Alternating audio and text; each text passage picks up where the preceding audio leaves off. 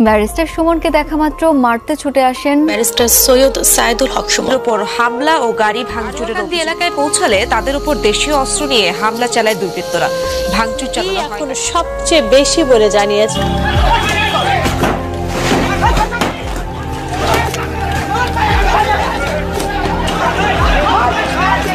আমার এখন সবচেয়ে ভয় হচ্ছে গিয়ে বেঁচে।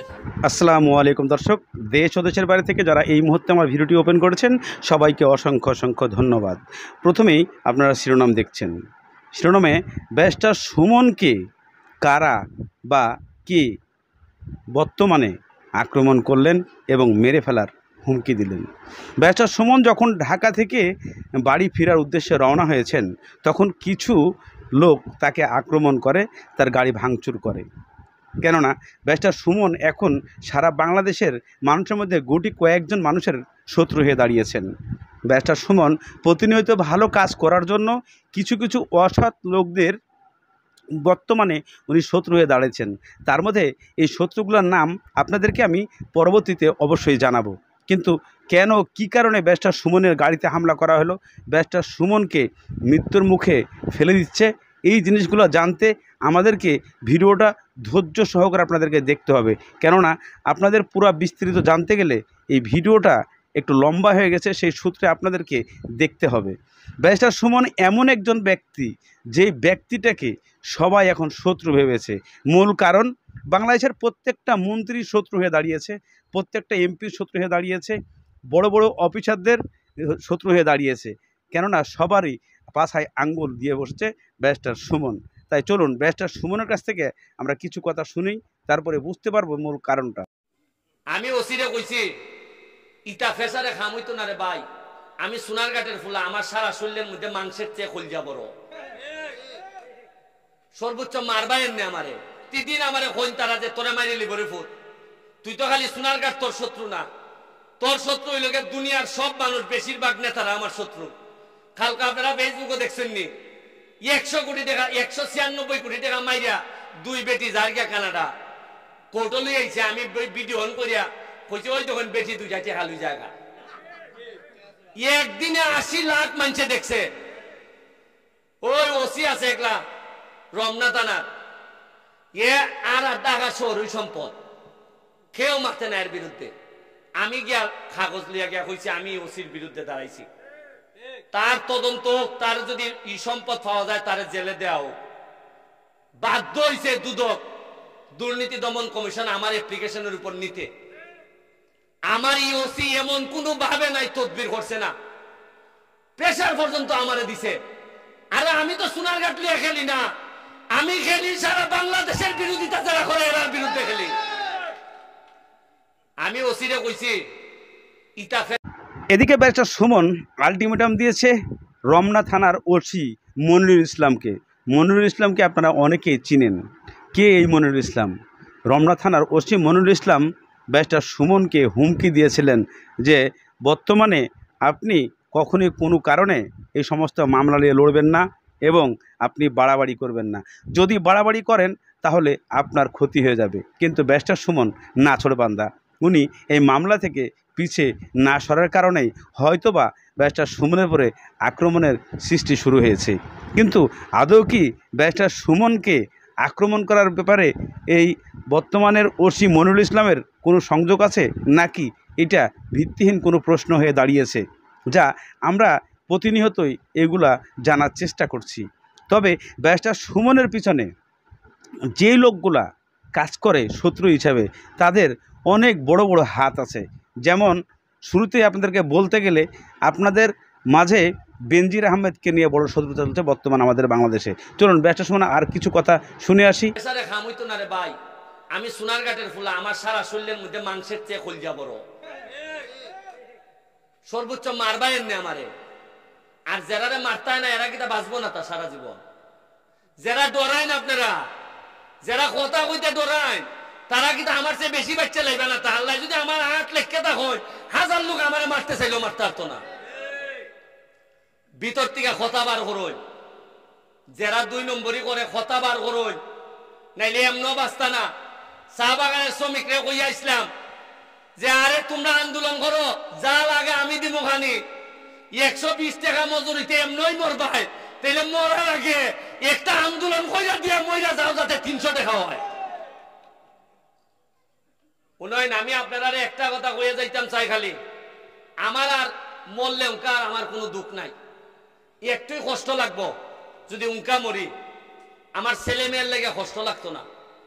কষ্ট লাগবো যে আমি আমার সোনারঘাটটারে জায়গা মতো দিয়া যেতাম পারছি না। এখনো সোনারঘাটের মিনিমাম 1 থেকে 150 ব্রিজ লাগে, এখনো ফুকপাড়ি দিয়া আপনার ফুকপাড় থেকে পশ্চিম পাড় পর্যন্ত আরো 3টা ব্রিজ লাগে, নাল মুখ লাগে।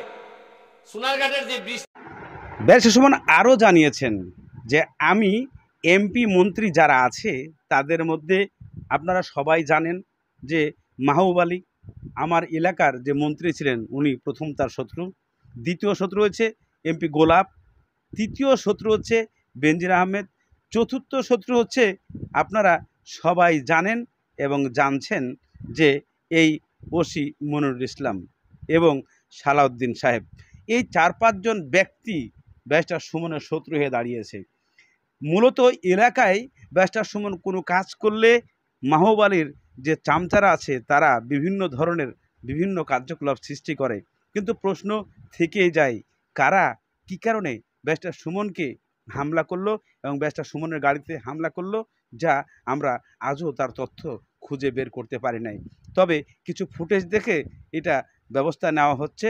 এর জন্য ব্যারিস্টার সুমনের এলাকার ওসি উনি আশ্বাস দিয়েছেন এবং উনি কথা বলছেন, ব্যারিস্টার সুমনের পক্ষে উনি কাজ করছেন যে সে যত বড়ই ক্ষমতাশালী হোক না কেন তাকে আমরা খুঁজে বের করব। ফুটেজ দেখে যে ব্যারিস্টার সুমনের গাড়িতে হামলা করা, ব্যারিস্টার সুমন বাড়িতে ফিরে আসার সময় তাকে হামলা করা, এগুলো মোটেও মেনে নেবেন না তার এলাকার যে ওসি আছেন।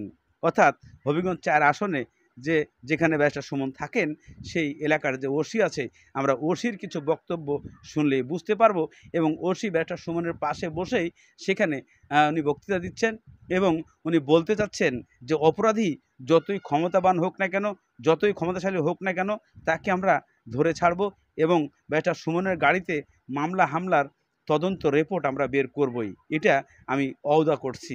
ব্যারিস্টার সুমন পক্ষে বলেছেন যে আমি এর পক্ষে কাজ করছি, করে যাব। চলুন আমরা ব্যারিস্টার সুমনের আরো কিছু কথা শুনে। এটা পুরানো গেছে, এটা বদলাইয়া নতুন করণ লাগে, একটা রাস্তা করণ লাগে। আপনার প্রতিটা রাস্তা বাইঙ্গা সুরমার, এই যে এইখানে রাস্তাটা যেটা এই যে এই রাস্তাটা খিতা হয় কেওন্দার রাস্তাটা, এটা বেলে 30 বছর ধরে হয় না। ইগানের মানুষ কষ্ট করে যায় আয়, কেউ কুস্তা মাতে না। উনলাম আমি কইছিলাম 3 লাখ টাকা দিমু, আমি খালি কইয়া গেছি 3 লাখ টাকা দিম, এরপরে বেলে নেতারা ইয়ে উদ্বোধন হয়ে দিছে, এবেলে ওকে বেলে 52 লাখ দিব বেলে দিয়া বেলে এটা হইব। তা আমি কইলাম যে আগে যদি জানতাম যে আমি 3 লাখ দিলে 52 লাখ দিলাই এরা, তে পুরা রাস্তা হলতে আমি 3 লাখ করে দিলাইলাম না। আজকে এখানে আসার মূল কারিগর আমি জানতাম না আজকে এখানে প্রোগ্রাম। ইতিপূর্বে আমাদের এমপি মহোদয় আমাকে ট্রান্সফরমার চুরির ব্যাপারে আমাদেরকে বিভিন্ন দিক নির্দেশনা প্রদান করেছেন এবং আমরা ইতিমধ্যেই আমরা এই যে ট্রান্সফরমার চুর, আমরা ইতিপূর্বেও ট্রান্সফরমার চুর ধরেছি, আমরা ইতিমধ্যে কাজ শুরু হয়েছে। এখানে ফিল্ড অফিসার দেলোয়ার এখানে উপস্থিত আছেন। আজকে এমপি মহোদয় আমাদেরকে আহ্বান করলেন, এখানে অনুষ্ঠান আছে, এই উদ্বোধন, এই ট্রান্সফরমার, এই আশা, আমি এই সুযোগটা হাতছাড়া করি নাই। আপনাদের সামনে আমি দুটো কথা বলবো, বেশি সময় নেব না। আচ্ছা, রোগ হওয়ার পরে ওষুধ খাওয়া বালা না আগে অসুখ যাতে না হয় এটা বালা? কোনটা বালা? এটা হোক আগে। হ্যাঁ, বাংলাদেশ পুলিশ এবং মাননীয় প্রধানমন্ত্রী জননেত্রী শেখ হাসিনার যে ভীষণ, এই যে আপনারা শুনছেন কমিউনিটি পুলিশিং এবং বিট পুলিশিং, এটার অর্থ হচ্ছে কি জনগণের পুলিশ এবং যেহেতু আমাদের পুলিশের স্বল্পতা আছে, বিভিন্ন সীমাবদ্ধতা আছে, জনগণ এবং পুলিশের সমন্বয়ে বিট পুলিশিং এবং কমিউনিটি পুলিশিং এর মাধ্যমে যাতে অপরাধ না হয় তার ব্যবস্থা করা। তো আমরা আসলে এখানে যারা আছে অনেকের কাছে অনেক তথ্য আছে, হয়তো বিভিন্ন কারণে অনেকে ভয়ে অনেক সময় তথ্য দেন না, যে অনেক সময় আপনার প্রাইভেসিটা নষ্ট হয়ে যায়। আমি আপনাদেরকে এনশিওর করতে চাই আপনার তথ্য 100% গোপনীয় থাকবে। আর আপনারা যদি আমাদেরকে, এদিকে ওসি বর্তমানে যে আছেন হবিগঞ্জ 4 আসনে যেখানে ব্যারিস্টার সুমন বসবাস করেন, ওই এলাকার ওসি যে বক্তব্যগুলোয় কথা বলেছেন, আপনারা অটোমেটিক সেই বক্তব্যগুলো বুঝতে পেরেছেন। আসলে ব্যারিস্টার সুমনকে কতটাই ভালোবাসেন যে উনি স্টেজে এসে ব্যারিস্টার সুমনের পক্ষে কাজ করার প্রতিশ্রুতি ঘোষণা করেছেন। কিন্তু কেন ভাই? বাংলাদেশে আমাদের একজন মানুষ ভালো কাজ করলে প্রতিনিয়তই তার পিছনে শত্রু হয়ে দাঁড়ায়। ভালো মানুষ বাংলাদেশে লাস্টিং করতে পারে না, ভালো মানুষ বাংলাদেশে বাঁচতে পারে না। এটা হচ্ছে আমাদের বাংলাদেশের নিয়ম, নীতি, রীতি, এভাবেই কাজ করে আসছে।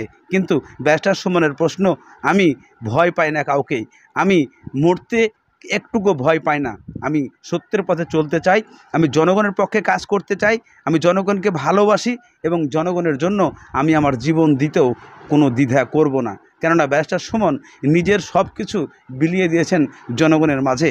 সে বলেছেন যে আমি বেঁচে থাকতে এই এলাকায় কোনো প্রকার কোনো মানুষের ক্ষতি হবে না। ব্যারিস্টার সুমন আরও ওয়াদা করেছেন যে 3D প্ল্যান দিতে পারলে 3 লক্ষ টাকা পুরস্কার দিবেন।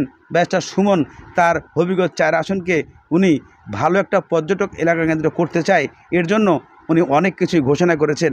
আর এই সমস্ত কিছু দেখার পরে বিভিন্ন শত্রুরা এটাকে আক্রমণ হিসেবে দেখছে এবং ব্যারিস্টার সুমনকে যে কোনো মুহূর্তে মেরে ফেলার ষড়যন্ত্র করছে। আর এই ষড়যন্ত্র থেকে ব্যারিস্টার সুমনকে বাঁচাতে আমাদের কিছু কাজ করে যেতে হবে। কাজ মূলত হচ্ছে আমাদেরকে সজাগ রাখতে হবে, দেখে রাখতে হবে, তাহলেই ব্যারিস্টার সুমন প্রাণে বেঁচে যাবে আর আমাদের জনগণরা ভালো থাকবে, জনগণের ভালো কাজ করা হবে।